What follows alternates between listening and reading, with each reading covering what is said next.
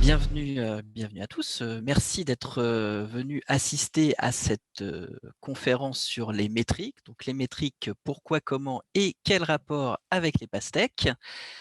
Où, aux grandes surprises, nous allons donc disserter sur la notion de métrique. Alors, en deux mots, avant de commencer plus en détail, donc je m'appelle Sébastien Ménétrier, je suis coach agile depuis maintenant une dizaine d'années. Je suis coach agile et je suis chez SOAT aussi depuis maintenant une dizaine d'années.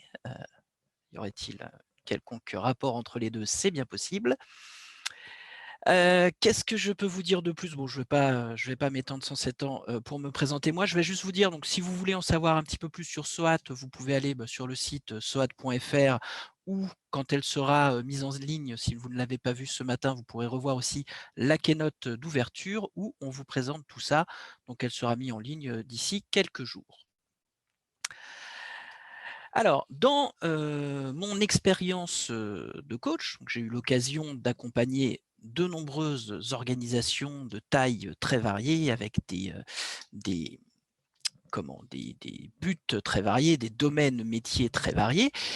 Mais dans toutes les entreprises dans lesquelles j'ai pu passer, il y avait toujours un soin très particulier qui était donné à la notion de métrique. On mesure des choses, on mesure plein de choses en permanence, tout le temps, à tous les niveaux de la pyramide hiérarchique. On va pouvoir mesurer des éléments. Alors, on peut se poser la question, pourquoi, comment, à quoi ça sert tout ça? Et c'est les questions que je vous propose de se poser déjà en préambule. Donc déjà, est-ce qu'on pourrait donner une définition un petit peu précise de qu'est-ce qu'on entend par métrique? Alors, si on regarde par exemple sur Wikipédia, on va trouver qu'une métrique, c'est un type de mesure quantifiable de la performance d'une organisation. Et moi, je vais rajouter d'une organisation ou d'un produit. Alors déjà, pour ceux qui étaient à la conférence précédente de Kim sur la culture produit, déjà ça peut peut-être faire un petit peu écho à ce qui a été dit avant, mais on aura l'occasion de revenir un petit peu sur cette précision. Donc, OK, un type de mesure quantifiable pour voir la performance. Mais pourquoi faire voir la performance au final? À quoi là, on sait ce que c'est qu'une métrique, mais qu'est-ce qu'on veut en faire? Pourquoi on prend autant de temps? Pourquoi on dépense autant d'énergie? Pourquoi parfois on paye très cher des consultants pour qu'ils nous disent exactement ce que l'on devrait mesurer? Eh bien, tout ça pour pouvoir prendre des décisions, hein. Tout simplement, le fait de mesurer, c'est pas pour se faire plaisir, c'est pas pour avoir des jolis chiffres à montrer pour frimer avec, c'est tout simplement pour être capable de prendre les bonnes décisions au bon moment. OK, bon. Alors, j'imagine là que je ne vous ai rien appris de très révolutionnaire, c'était juste pour qu'on soit tous bien certains de parler de la même chose. Maintenant qu'on a posé ça, ce qu'on va se rendre compte, ce que je disais un petit peu en préambule, c'est que des métriques, des indicateurs, des KPI, on en trouve partout, on en trouve à tous les niveaux et on mesure plein de choses. On peut, et c'est une liste totalement non exhaustive, trouver des indicateurs au niveau des produits que l'on crée, par exemple le nombre de téléchargements, le panier moyen, la satisfaction des utilisateurs, que sais-je. On peut trouver des indicateurs au niveau de nos équipes, est-ce qu'ils sont précis dans les engagements qu'ils prennent, le Nico Nico qui est un petit peu l'humeur, la météo de l'équipe. On peut trouver des indicateurs plus haut niveau, au niveau de la performance de notre organisation. Par exemple, notre temps de cycle. Est-ce qu'on est capable, à quelle vitesse on est capable de répondre aux besoins de nos clients, de nos utilisateurs? Beaucoup d'entreprises aussi, beaucoup d'organisations me demandent, mais est-ce que vous êtes capable de mesurer à quel point on est agile? Pour celui-là, on aura l'occasion d'y revenir un petit peu plus tard d'ailleurs, il y a des choses à en dire. On peut trouver des métriques, des indicateurs au niveau de l'administratif, au niveau de la qualité, etc., etc. Encore une fois, je ne vais pas vous en faire une liste interminable, hein. Vous avez bien compris et de toute manière, j'imagine que vous le vivez au quotidien. On mesure plein de choses. On mesure énormément de choses. Et avec ces métriques, eh ben, il y a plein de manières de se planter. C'est ça qui est très sympa, c'est qu'on a énormément de métriques et à peu près autant de méthodes pour aller droit dans le mur en les utilisant très mal. Donc, je vais vous proposer dans un premier temps qu'on passe en revue quelques-unes des manières de totalement se planter en utilisant des métriques, avec la meilleure bonne foi du monde la plupart du temps. Alors, premièrement, il y a quelque chose dont on doit être extrêmement conscient, c'est que le fait même de mesurer n'est pas neutre. Le fait de mesurer quelque chose va forcément impacter le comportement des personnes. À partir du moment où les gens savent que vous mesurez quelque chose, ils vont adapter leur comportement pour essayer d'atteindre le chiffre, le seuil, voilà, qu'on aura fixé, ce qui permet d'avoir l'indicateur au vert, ce qui permet d'avoir le smiley dans la liste des indicateurs qui va bien. Bref, les gens vont modifier leur comportement par rapport à ces métriques. Alors, en soi, ce n'est pas forcément une mauvaise chose. Oui, mais il se passe quoi quand on a des métriques qui se contredisent? Oui, mais il se passe quoi quand on a des métriques qui vont par exemple être à l'encontre d'une stratégie globale d'entreprise? Je vais vous donner un exemple précis. Il y a quelques années, je suis intervenu dans une grande entreprise qui avait pour objectif de faire des économies. L'objectif était de faire des économies. Alors, faire des économies, ok, qu'est-ce qu'on peut faire? On peut par exemple faire des économies sur des projets. Bon, faire des économies sur des projets, mais qu'est-ce qui nous coûte cher sur un projet? Ce qui nous coûte cher, c'est principalement, il fonctionnait avec énormément de développeurs prestataires, donc ce qui nous coûte cher, c'est ce qu'on paye les prestataires. Ok, donc notre métrique, c'est combien nous coûtent nos projets, c'est ça qu'on va suivre. La stratégie qu'on met en place derrière, c'est payons moins cher les prestataires. Ok, payons moins cher les prestataires. Alors, au moment du renouvellement du contrat, on négocie tous les contrats à la baisse de 20%. Certains prestataires s'alignent, d'autres disent bon, désolé, mais nous, on ne pourra pas. Par contre, ceux qui s'alignent, ce qu'ils vont faire, c'est ok, alors par contre, on vous reprend les personnes qu'on avait positionnées chez vous et on va mettre ceux-là à la place, au prix demandé, pas de problème. Non, non, mais ils sont très bons aussi. Bon, c'est des juniors, mais ça fera l'affaire. Et puis, ils sont au prix que vous avez demandé. Résultat numéro 1, donc, la métrique que l'on mesurait nous a permis effectivement de réduire le coût de nos projets. C'est bien, c'est une réussite, bravo. Par contre, ce qui s'est passé derrière, et j'imagine que vous ne serez pas surpris de l'apprendre, c'est que les coûts de maintenance ont explosé parce que la qualité a baissé en flèche. Donc, on a mis en place une métrique, tout le monde a fait en sorte de réussir à rencontrer cette métrique, et derrière, ce qui s'est passé, c'est qu'on a eu l'effet totalement inverse, c'est-à-dire qu'on n'a pas fait d'économie, mais qu'au contraire, le coût pour l'entreprise a dramatiquement augmenté parce que la qualité n'était plus au rendez-vous. Et quand on n'a pas la qualité, d'une manière ou d'une autre, on le paye. Donc, voilà, ça c'est la première réflexion qu'il faut vraiment bien avoir en tête quand vous mettez en place une métrique, c'est est-ce qu'elle est cohérente par rapport à ma stratégie globale? Est-ce qu'il n'y a pas un effet pervers qui va se glisser derrière juste parce que je vais mesurer quelque chose?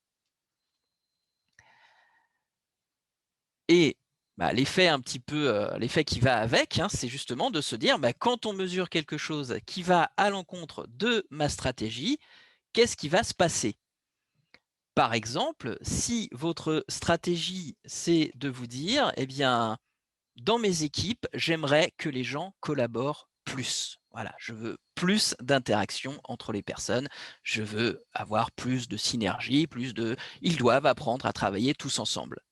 Mais si à côté de ça, vous avez un système de métriques préalable qui vous permet de mesurer la performance individuelle, et si en plus de ça, histoire de rajouter une petite cerise sur le gâteau, vous avez lié un système de rémunération par rapport à l'atteinte de ces objectifs individuels, je ne sais pas, des primes qui se déclenchent sur des activités totalement individuelles, bah, vous avez beau passer le message « Non les gars, sérieux, ça serait bien que vous parliez plus ensemble, que vous communiquiez plus, que vous partagiez vos projets, etc. » Eh bien, vous pouvez être certain que si vos métriques ne sont pas adaptées à votre stratégie, c'est la métrique qui va gagner, ce n'est pas la stratégie. Donc, attention, là encore, réfléchissez bien quand vous mettez en place vos métriques à les aligner sur une stratégie globale. Autre élément très important aussi à avoir en tête, c'est ne confondez pas entre mesurer un objectif qui est atteint ou pas et mesurer les moyens d'atteindre cet objectif. En tant que coach agile, et alors je ne sais pas si parmi les gens qui regardent cette conférence, il y a d'autres coachs agiles, mais je me dis que ça va probablement faire écho à ce que vous avez pu rencontrer.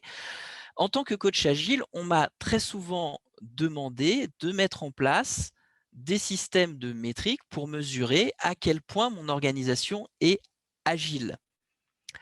Et on s'embarque souvent dans des considérations très compliquées, mais comment je peux le savoir? Est-ce que je dois mettre plusieurs niveaux d'agilité? Est-ce que… Mais en fait, en vrai, on s'en fiche. En vrai, on s'en fiche, en tout cas dans un premier temps, parce que l'agilité n'est pas un objectif. L'agilité, c'est un moyen d'atteindre des objectifs. Qu'est-ce que votre organisation veut faire vraiment? Elle veut livrer plus rapidement, elle veut augmenter la qualité, elle veut augmenter la satisfaction de ses utilisateurs. Je ne sais pas, hein, chaque entreprise, chaque organisation va trouver ses propres objectifs.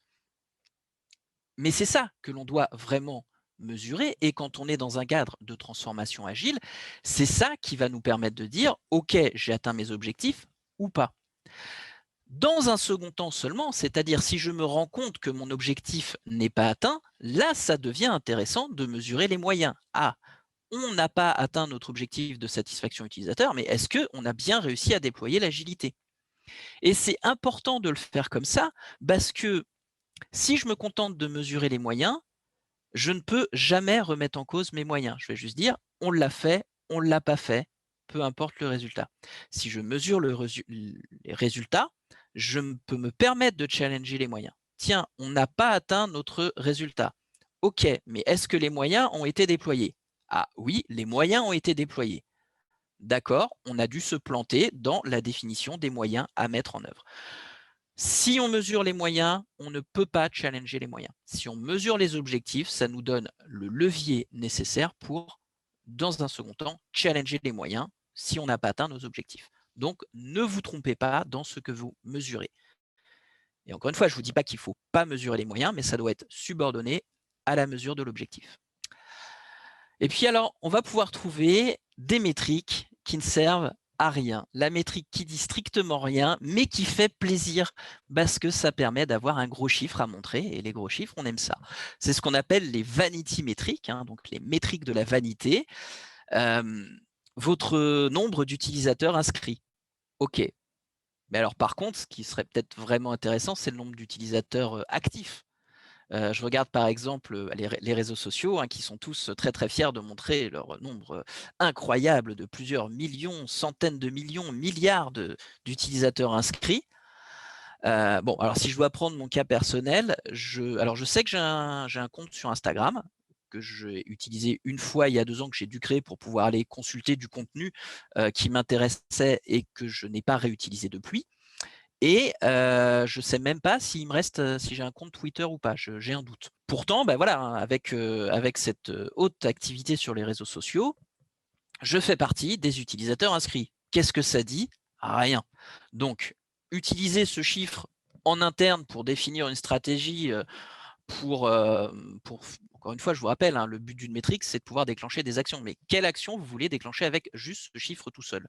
Donc ça, utiliser tout seul, c'est une vanity métrique. Alors après, cet exemple n'est pas à 100% vrai parce qu'on peut aussi se dire « oui, mais je peux le comparer avec justement le nombre d'utilisateurs actifs, inscrits contre actifs, et là, je vais pouvoir en tirer des conclusions. » Et là, effectivement, notre vanity métrique redevient une métrique utilisable. Hein. Donc, la vanity métrique en elle-même elle n'existe pas. La vanity métrique, c'est plus par rapport à l'utilisation que l'on en fait ou pas derrière. Si c'est juste pour dire, hey, regardez, j'ai dépassé le million d'utilisateurs inscrits, oui, et qu'est-ce qu'on en fait en vrai de cette information? Pas grand-chose. D'accord? Donc attention à ces métriques-là qui ne vous permettent pas de déclencher d'action. Et enfin, voilà, on en a parlé, je vous l'avais promis au début, enfin, on va pouvoir parler de nos pastèques. Alors, qu'est-ce que les pastèques viennent faire dans ces notions de métrique? Alors, certains d'entre vous connaissent probablement déjà le concept. Une pastèque, comment c'est? Une pastèque, c'est vert, c'est rassurant. Tout va très très bien quand on regarde la pastèque. Et puis une pastèque, dès qu'on commence un peu à creuser, c'est rouge vif. Donc, problème. L'indicateur pastèque, c'est l'indicateur qui nous fait croire que tout va bien et qui en fait va nous cacher des problèmes. Alors, que ce soit parce qu'on n'a pas mis le bon indicateur et donc on ne voit pas bien ce qui se passe, ou que ce soit, dans le pire des cas, une manipulation pour essayer de mettre les problèmes sous le tapis, en tout cas, le souci de l'indicateur pastèque, c'est qu'il retarde la prise de décision en retardant la prise de conscience qu'il y a un problème. Un exemple d'indicateur pastèque, ça serait de se dire c'est fini à 90%. Oh, bah ça va, c'est rassurant. Tout va bien, tout est vert, on a bientôt fini. Oui, mais en vrai, on le sait tous, le c'est fini à 90%, ça ne nous dit strictement rien sur les 10% qui restent à faire. Et peut-être que les 10% vont être extrêmement compliqués. Pire, peut-être que la personne qui vous dit que c'est fini à 90% sait très bien que les 10% vont être très très compliqués, mais pour des raisons qui lui sont propres, préfère ne pas vous transmettre cette information et se cacher derrière. Non, mais c'est bon, on a fait à 90%, tout va bien. D'accord? Donc attention, pardon, attention aussi à ce type d'indicateur qui vous cache des vérités dérangeantes. Un indicateur, et on revient aussi un petit peu sur les vanity métriques avec ça, un indicateur, une métrique, c'est pas fait pour vous faire plaisir. Un indicateur, une métrique, c'est fait pour pouvoir prendre les bonnes décisions au bon moment. Et puis on a souvent tendance aussi à essayer de mettre de plus en plus de métriques, de mesurer de plus en plus de choses en se disant que plus je mesure, plus je vais être précis. Plus mon système est complexe, plus mon système se rapproche de la vérité. Eh bien, c'est pas forcément le cas. Le seul truc qu'on peut dire avec certitude, c'est que plus votre système est complexe, plus votre système est complexe. Les métriques, ça reste toujours une abstraction.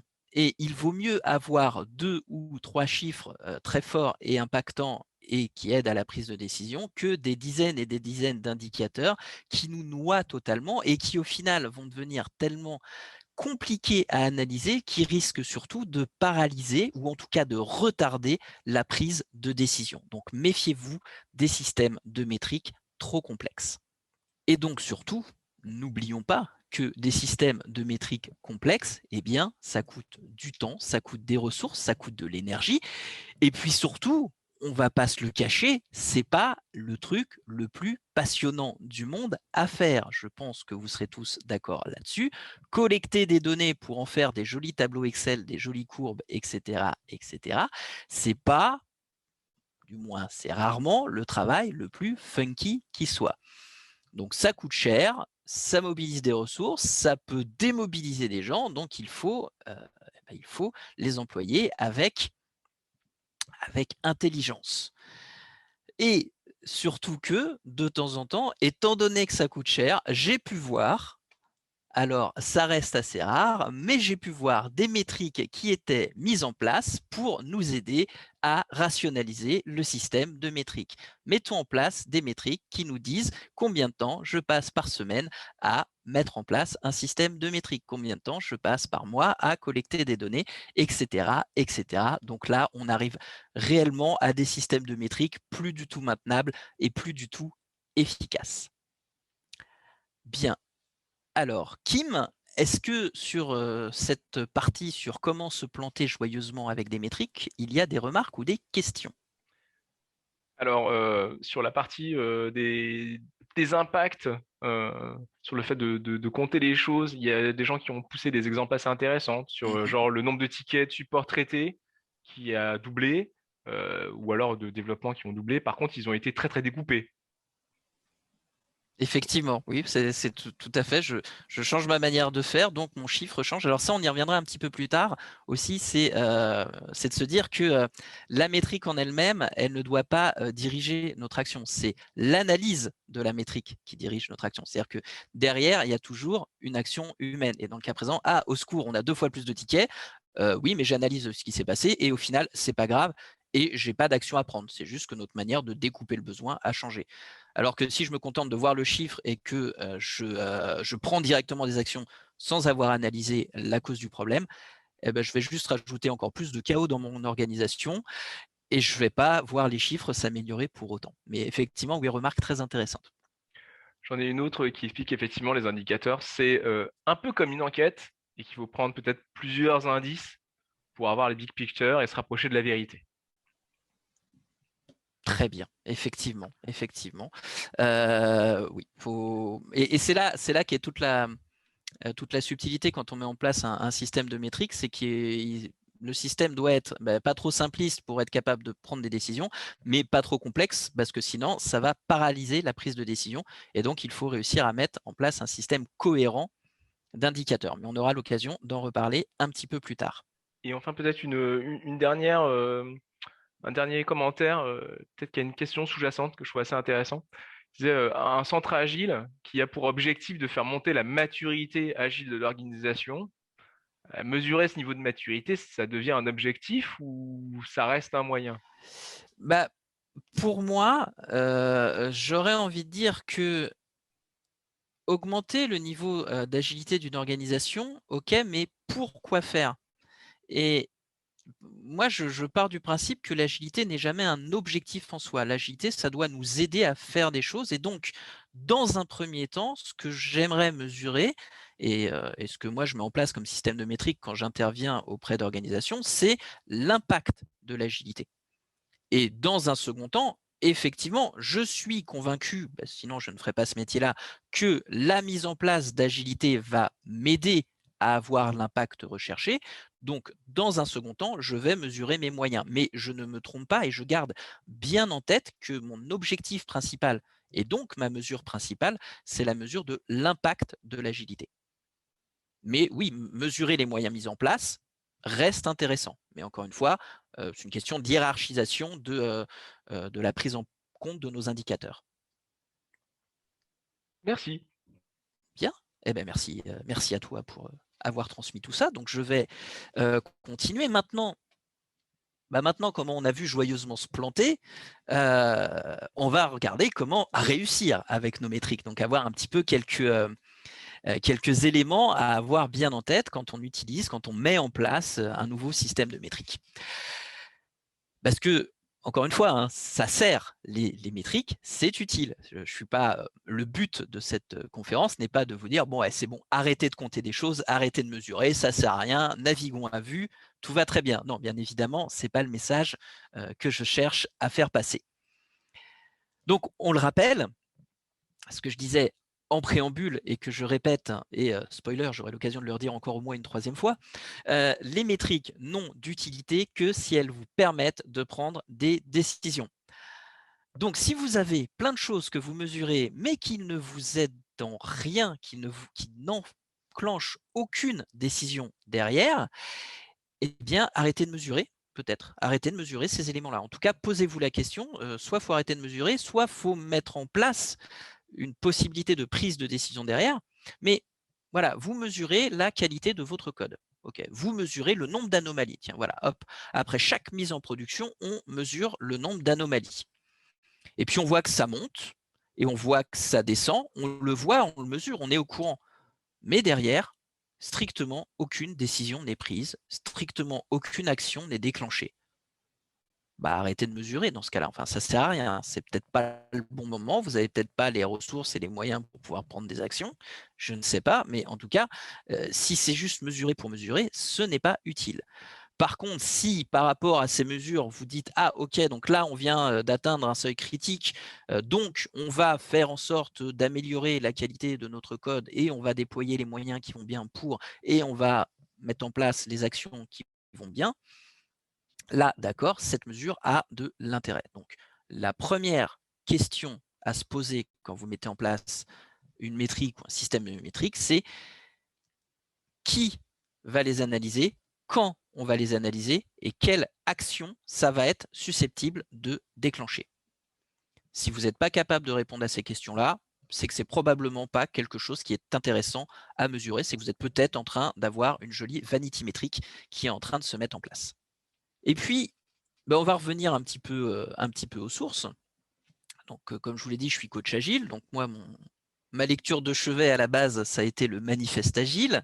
Donc, le manifeste pour un développement de logiciels agiles, document qui date de 2001, qui fait juste une page et qui nous présente les 4 valeurs et les 12 principes de qu'est-ce que c'est qu'un développement de logiciel agile. Et donc, sur les 4 valeurs, on a la deuxième valeur qui nous dit qu'un produit fonctionnel est plus important que sa documentation exhaustive. Cette valeur ne nous dit pas que la documentation ne sert à rien. Cette valeur nous dit juste que la documentation doit être au service de la création d'un produit qui tourne, d'un produit qui marche, d'un produit qui répond aux attentes, aux besoins de nos utilisateurs. Et moi, dans cette réflexion-là, au niveau de la documentation, j'ai envie de rajouter dedans tout ce qui est métrique, justement, tout ce qui est mesure, tout ce qui nous prend du temps, et des fois énormément de temps, tout ce qui nous prend du temps, mais qui ne nous permet pas directement la construction du produit, qui va nous aider parfois à construire le bon produit, mais c'est pas là qu'est la valeur. La métrique ne crée pas de valeur. La métrique nous aide parfois à créer de la valeur. Donc, il faut bien avoir ça en tête. La métrique vient dans un second temps et nos métriques, notre système de métriques doit être au service de la création de produits fonctionnels, de produits qui, eux, apportent de la valeur. Et donc, tout doit être au service d'une stratégie globale. Comme on a pu le voir au début sur les contre-exemples, les métriques sont au service de notre stratégie, c'est-à-dire qu'on a un objectif, qu'à partir de cet objectif, on va décliner les métriques qui nous permettent de vérifier l'atteinte ou pas de ces objectifs, et que ces métriques vont être déclinées tout au long vers le bas de notre pyramide hiérarchique. D'accord? Et qu'à chaque niveau, les métriques, les éléments que l'on mesure doivent être raccord avec ce qui va être mesuré au-dessus. Et qu'à chaque niveau, si on demande des données en dessous, ces données doivent être en rapport avec ce que l'on cherche à mesurer et ce qui va être transmis au-dessus. Donc, les objectifs mesurables descendent les degrés de notre pyramide hiérarchique et les données, elles, elles viennent de là où les choses se font, elles viennent de l'opérationnel et elles vont pouvoir remonter tout au long de la pyramide hiérarchique, encore une fois, avec pour objectif de pouvoir déclencher au plus tôt les bonnes actions. Et ça peut prendre plein de formes différentes. On peut avoir, par exemple, des métriques qui vont nous aider à innover. Alors peut-être que vous connaissez certaines pratiques d'innovation. On pourrait parler de Lean Startup, on pourrait aussi parler, pourquoi pas, de Design Thinking. En tout cas, dans toutes ces manières de faire où le but du jeu, c'est de créer du nouveau.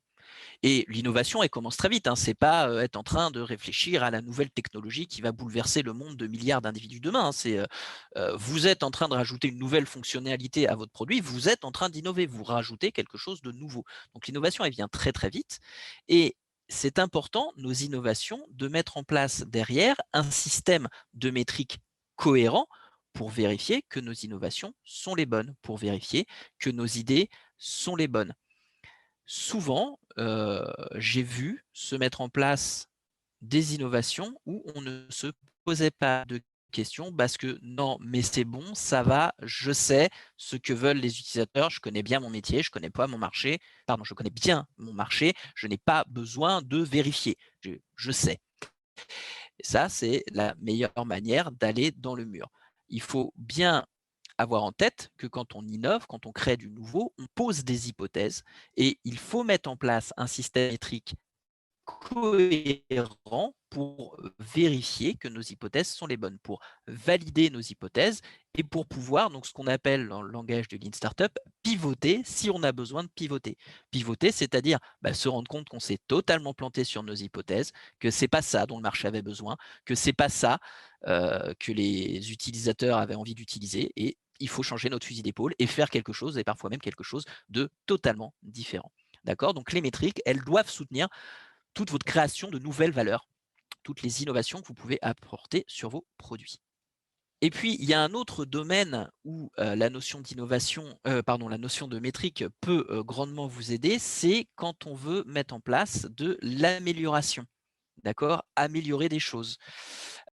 Typiquement, améliorer des choses, on parlait de qualité tout à l'heure, voilà, vous voulez mettre en place des nouvelles pratiques de qualité sur la création de votre code, vous avez envie de mettre en place, je ne sais pas, du pair programming, de la revue de code, du test-driven development, déployer des outils qui vont vous aider, etc. Ok, très bien, parfait, intention très louable, mais ça coûte cher.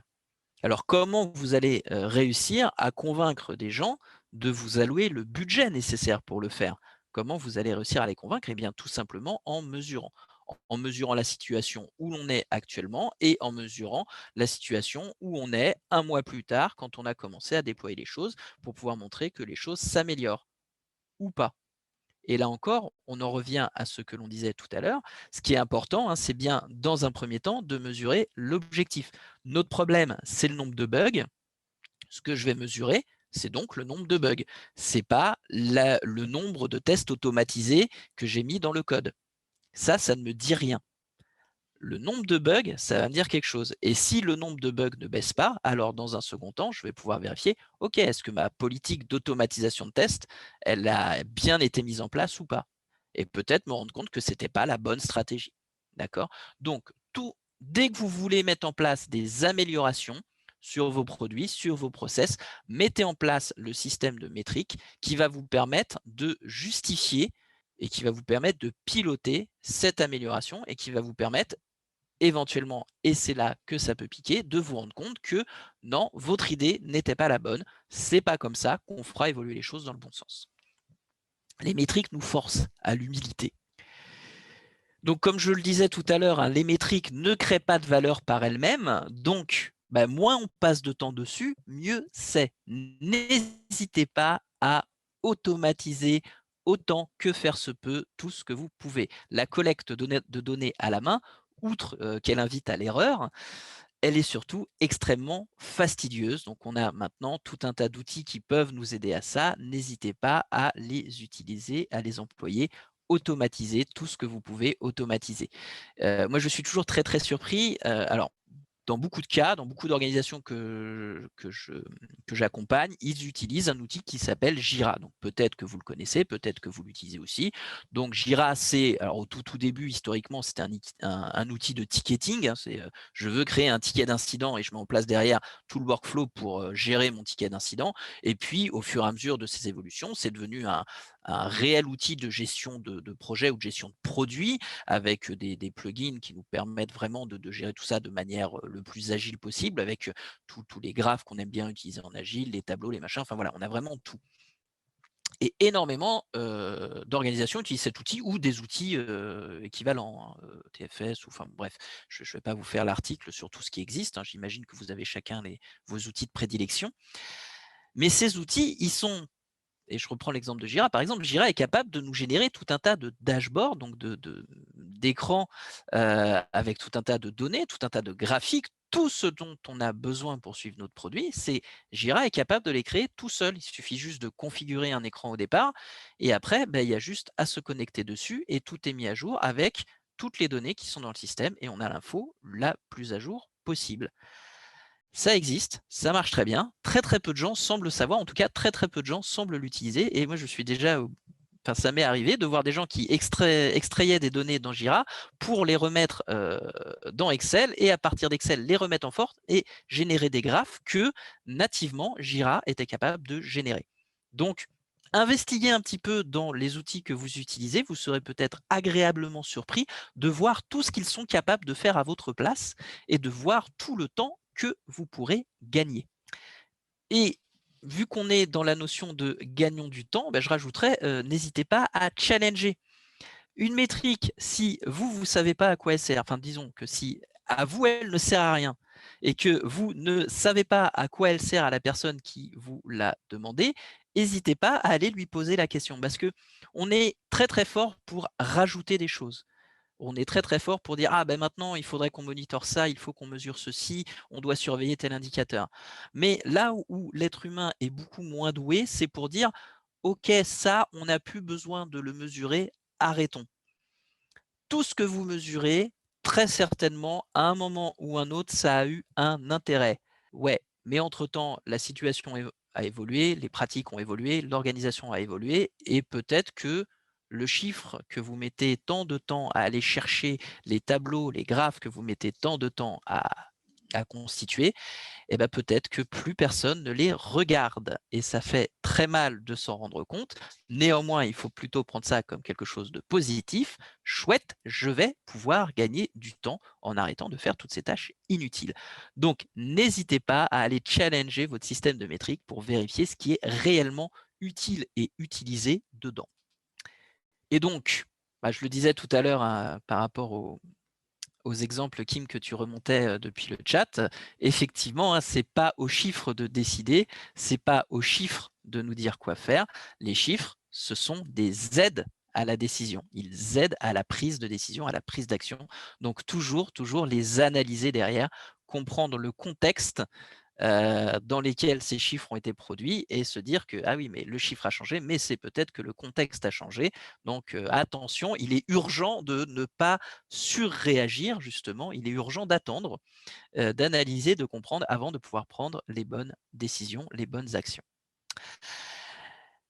Kim, je me tourne à nouveau vers toi. Y a-t-il des questions ou des remarques avant d'entamer la troisième et dernière partie de cette présentation? Alors quelqu'un demande, mais on va peut-être le voir plus tard, c'est est-ce que tu aurais des conseils sur concrètement les premières métriques de base? Alors, ouais, on peut effectivement en voir, dans Evidence Based Management, mais encore une fois, pour moi, vraiment, les métriques de base, elles doivent être très haut niveau. C'est quels sont vos objectifs? Qu'est-ce que votre équipe c'est quoi la mission de votre équipe? Très bien, c'est ça qu'il va falloir mesurer en premier. C'est quoi l'objectif du produit sur lequel vous travaillez? Très bien, c'est ça qu'il faut mesurer en premier. Et ensuite, vous déclinez. C'est-à-dire, j'ai mon produit, son objectif, c'est, je ne sais pas, de fidéliser de la clientèle, de rendre un service, enfin, peu importe. C'est ça que je mesure en premier. Ensuite, je réfléchis, alors à mon avis, sur mon produit, c'est quoi les moyens que je mets en place pour atteindre ces objectifs? Et là, je peux mettre aussi des indicateurs, qu'on va dire, de second niveau. Okay, mais je vais avoir dans 3-4 slides, on va pouvoir donner un exemple concret de cette notion de hiérarchisation de métriques. Super. Autre chose? Non. Ok, et bien dans ce cas-là, on enchaîne sur la troisième partie. Alors la troisième partie, justement, donc c'est ce qu'on appelle l'Evidence-Based Management, donc l'EBM pour les intimes. Le BEM, alors c'est pas de moi, hein, loin de là. J'aurais bien aimé avoir cette idée parce que je la trouve extrêmement séduisante. Donc c'est quelque chose qui a été développé par les gens de chez Scrum.org. Donc Scrum.org, qui est une organisation créée par l'un des deux inventeurs de Scrum. Et donc, voilà, qui nous présente l'Evidence-Based Management, qui est justement une réflexion assez haut niveau, assez stratégique sur qu'est-ce qu'on peut faire avec des métriques, comment déployer des métriques et comment mettre en place une stratégie cohérente autour d'un système de métriques cohérent. Alors, mon objectif, ce n'est pas de vous présenter en détail le BM, c'est juste de vous en donner quelques aperçus, quelques idées pour, j'espère, vous donner envie, vous, d'aller creuser le sujet. Et je vous rassure, creuser le sujet, ce n'est pas très, très compliqué. Le BM, ça se base entre autres sur un livre qui est téléchargeable gratuitement et qui doit faire une douzaine de pages. D'accord? Donc, si vous avez envie d'aller creuser ça, ça ne vous demandera pas énormément de votre temps. Et franchement, à mon sens, c'est un investissement qui en vaut le coup. Moi, la première fois que j'ai lu, ça m'a fait remettre beaucoup, beaucoup de choses en perspective. Et je pense que j'ai pas mal progressé grâce à cette douzaine de pages. Alors concrètement, Donc la gestion basée sur l'épreuve en bon français. Donc l'idée, c'est d'aider à augmenter notre capacité à créer de la valeur dans un monde incertain. Si vous êtes dans un monde, si vous êtes dans un environnement où tout est clair, votre mission est très claire, votre marché ne change jamais, votre produit n'évoluera que à la marge, que vous n'avez pas de concurrents, etc., etc., le BM ne vous servira pas à grand-chose. Maintenant, soyons honnêtes, c'est loin d'être notre quotidien à tous, ça serait plutôt exactement l'inverse. On est dans un monde où la concurrence est de plus en plus présente, où nos concurrents sortent leurs produits, leurs nouvelles versions de plus en plus rapidement. On est dans un monde extrêmement contraint en termes de budget, etc., etc. Donc on est dans un monde complexe, incertain. Si vous vous reconnaissez dans ce portrait-là, moi, si vous y reconnaissez votre organisation, alors le BM va pouvoir probablement vous apporter des solutions, en tout cas des pistes de réflexion très pertinentes. Alors, concrètement, 6 principes, 6 actions, 6 éléments à mettre en place quand on va parler de BM. D'abord, toujours mesurer où l'on est. Hein. Souvenez-vous de ce qu'on a pu se dire quand on a parlé d'amélioration continue tout à l'heure. Si je veux être capable de mesurer un progrès ou une régression, il faut bien que je sache d'où je parte. C'est uniquement en sachant d'où je pars que je vais être capable de voir où je vais. Se donner des objectifs concrets de performance. Alors, quand on parle de performance, hein, ce n'est pas de la productivité. Hein. La performance, ça peut être augmenter mon chiffre d'affaires. Voilà, c'est un objectif de performance. Je vais parler de la performance de mon produit, par exemple. Faire des petites expérimentations, donc mettre des petites choses en place, mesurer les effets de ce qu'on a pu mettre en place, inspecter.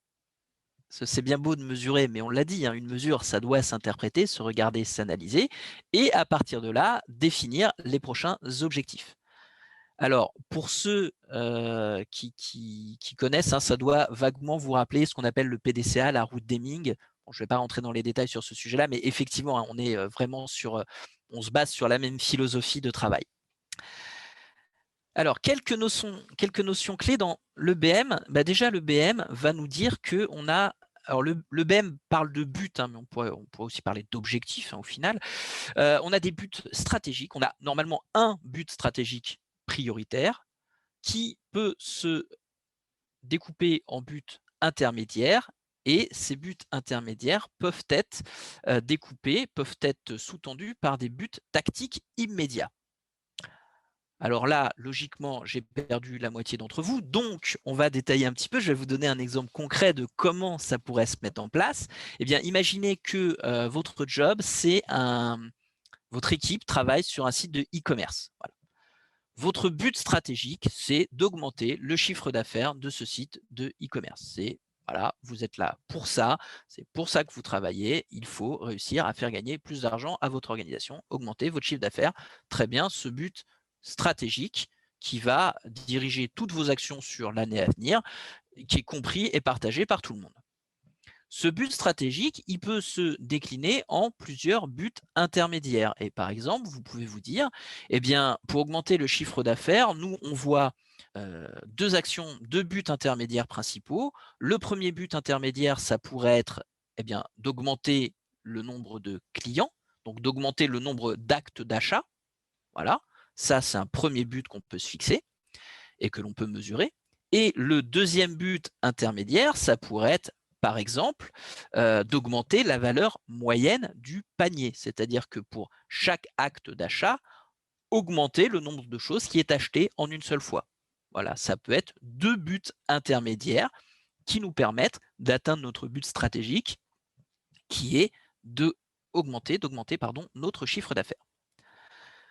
Et par rapport à ça, on peut donc trouver des buts tactiques immédiats. Les buts tactiques immédiats, c'est des objectifs à très court terme. Ce sont les éléments sur lesquels on va travailler demain. Et typiquement, si je considère le but intermédiaire augmenter mon panier moyen, je pourrais avoir comme but tactique immédiat mettre en place un moteur de recommandation. Voilà, les personnes qui ont acheté ce produit ont aussi acheté les produits suivants. Ah, suivant votre profil, vous pourriez aussi être intéressé par mettre en place un moteur de recommandation dont l'objectif est, in fine, d'augmenter mon panier moyen pour réussir mon objectif final, qui est d'augmenter mon chiffre d'affaires. Et donc, pour répondre à la question qui était posée tout à l'heure, eh bien, voilà, le premier truc que l'on est censé mesurer, c'est mon chiffre d'affaires. C'est ça ma première métrique à mettre en place. Partant de là, je vais pouvoir le décliner, choisir mes buts intermédiaires et mettre en place des métriques pour voir où j'en suis par rapport à mes buts intermédiaires, mais toujours subordonnés à mon but stratégique. Et encore une fois, mettre en place des métriques sur mes buts tactiques immédiats, mais toujours pour atteindre un but intermédiaire qui lui-même permet d'atteindre un but stratégique. Donc, c'est vraiment avoir cette pyramide logique de métriques à mettre en place. Et donc, deux autres notions clés importantes sur le BM, c'est quoi mon état de départ et c'est quoi mon état actuel? Parce que je ne vais pas juste mesurer l'état actuel parce qu'il ne me dit rien. L'état actuel n'est intéressant que par rapport à d'où je viens. Je monte ou je descends? Je me rapproche de mon but ou je suis en train de m'en éloigner? Et donc, est-ce que les moyens que j'ai mis en place étaient les bons ou pas? Donc voilà quelques notions qu'on va pouvoir manipuler. Alors je vais passer un petit peu rapidement sur la suite, parce que l'horloge tourne et encore une fois, allez lire EBM sur scrum.org et vous aurez tout ça avec plein d'exemples de métriques qui peuvent être mises en place suivant les cas. Mais l'idée, c'est de se dire qu'on va pouvoir mesurer 3 choses.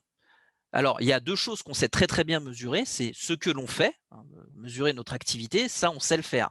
C'est facile, hein, on a tout le monde sous la main, donc c'est facile de regarder ce qui se passe. Et on est capable de mesurer ce que l'on produit. Oui, je suis capable de voir la qualité du produit, de voir le nombre de fonctionnalités qu'il y a dedans. OK, ça je sais faire parce que c'est dans mon périmètre. Et puis, il y a un troisième type de mesure, un troisième ensemble de mesures que l'on a et qui est peut-être plus compliqué à mesurer, mais qui est pourtant le plus important, c'est qu'est-ce que l'on apporte à nos utilisateurs? Quelle est la réelle valeur créée pour nos utilisateurs? Quelle est la satisfaction des gens à qui on destine notre produit?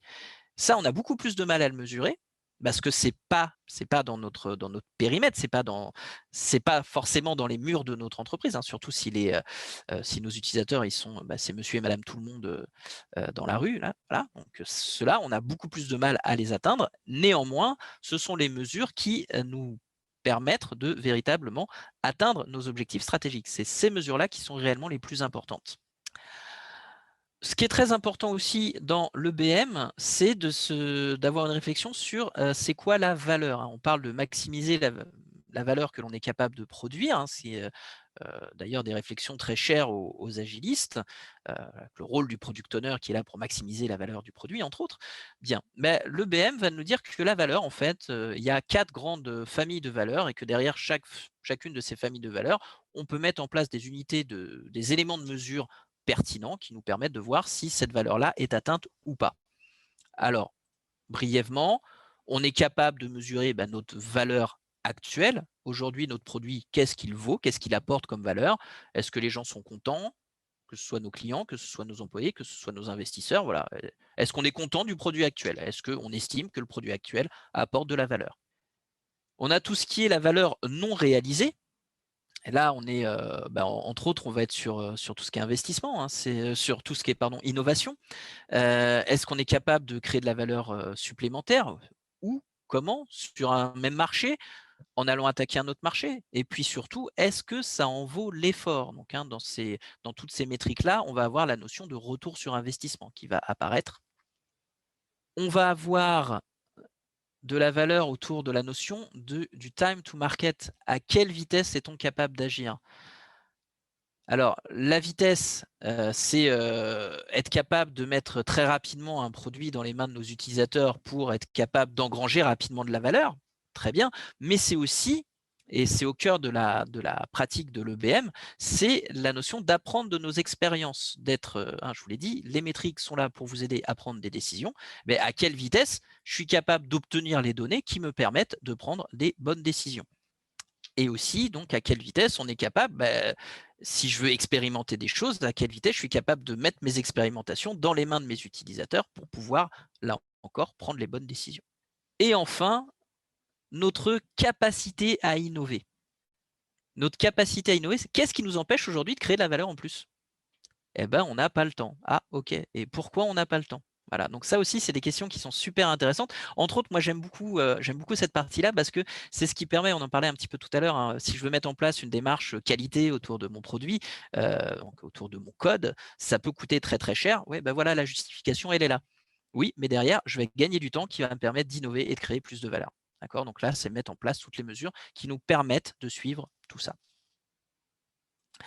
Alors, pour résumer et pour conclure sur le BM, donc l'idée, hein, c'est vraiment de se dire, on a notre état de départ, on a notre but stratégique que l'on a décliné en but intermédiaire et en but tactique. Les buts tactiques, ce sont des expérimentations concrètes à mettre en place rapidement et je vais pouvoir donc mettre en place une expérimentation. Ça m'amène à mon état actuel. Je regarde cet état actuel par rapport à mon état de départ et par rapport à mon but stratégique, est-ce qu'il me permet d'approcher ce but stratégique ou pas? Je l'analyse, je le mesure, j'en tire des conclusions et je déploie mes actions pour la suite. Et donc, encore une fois, pour ceux qui connaissent PDCA, la route Deming, etc., le BM, moi, je le vois comme une mise en application stratégique de la route Deming. C'est vraiment stratégique avec toute une réflexion sur quoi mesurer et comment le mesurer. Donc, c'était pour conclure sur le BM.